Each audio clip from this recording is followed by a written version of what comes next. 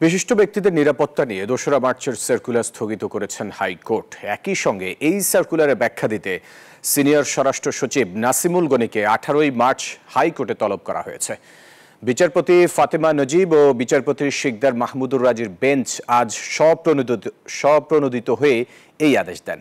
এ সময় হাইকোর্ট বলেন, ২রা মার্চ বিশিষ্ট ব্যক্তিদের নিরাপত্তা বিষয়ক প্রজ্ঞাপনে প্রধান বিচারপতিকে সিনিয়র স্বরাষ্ট্র সচিবের পদমর্যাদা সমমানে রাখা হয়েছে।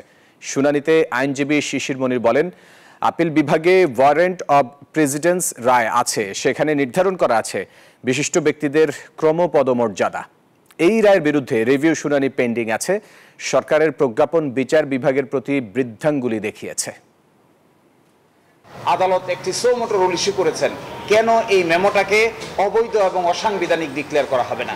দ্বিতীয়ত বলছেন ৩ মাসের জন্য এই যে মেমো জারি করেছেন তা স্থগিত করে দিয়েছেন।